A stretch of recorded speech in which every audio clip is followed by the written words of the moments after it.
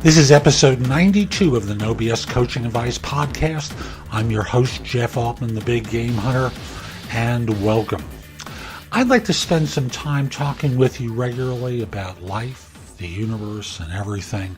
And I create a series of short segments that kind of seem to come together to me to create a theme.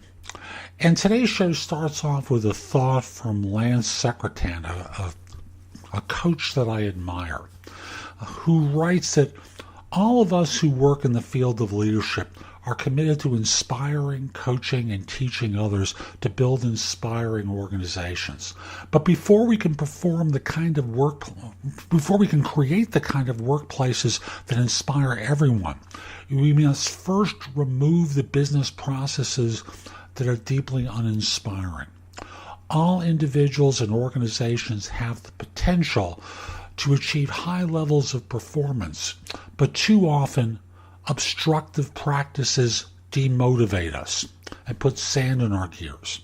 Thus, if you were creating a math equation, high performance equals potential minus obstruction. Where in your life are obstructions interfering with your potential? Where obstructions are keeping you away from high performance? What stands in your way?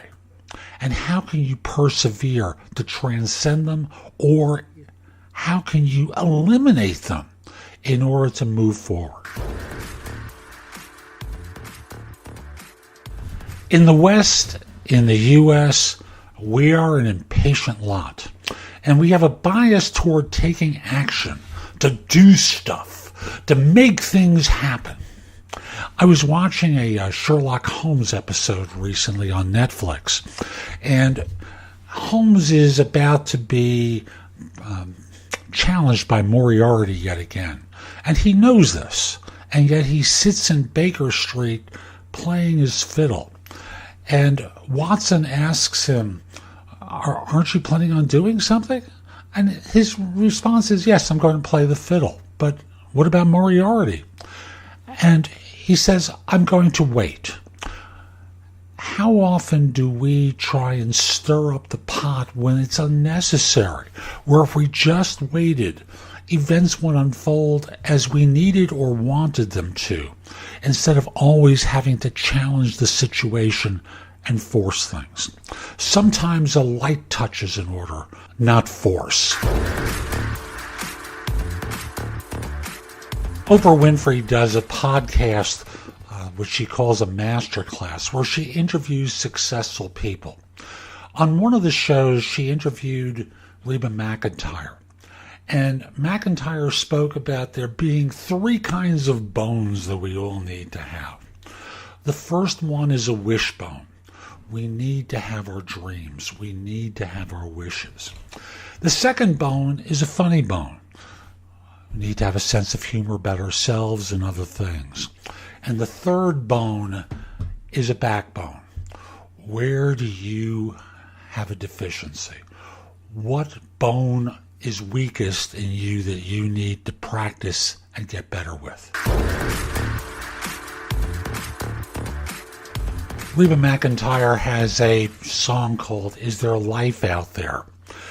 That it's kind of cliched, at least how the video is done, where she's the waitress in the coffee shop who guys are hitting on, and she's overworked and stretched to the gills and decides that there's more to life than that. And she's got 2 kids, she's got a husband. Ostensibly it's all good, but she's not satisfied. I know this is true of men too, but follow me, folks. This is done as a women's piece. So she goes back to college, is hustling to get to class, gets there late, is insulted by the professor, and as the video on YouTube, and the video is called Is There a Life Out There? That's the song, of course.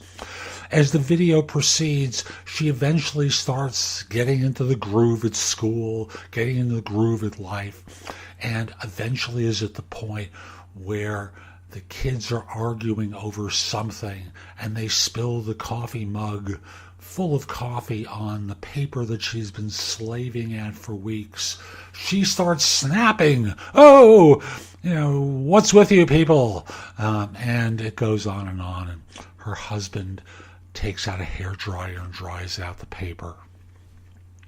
She turns it in. She gets an A. She graduates.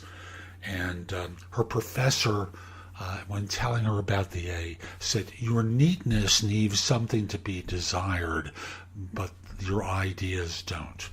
Like I said, it's a very cliched piece. And out of that comes a wonderful remark where she says, I learn more from the stains than from the paper.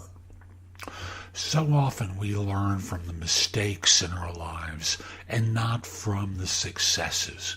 Pay attention to the mistakes, pay attention to the stains in life, and see what lessons you can learn from them.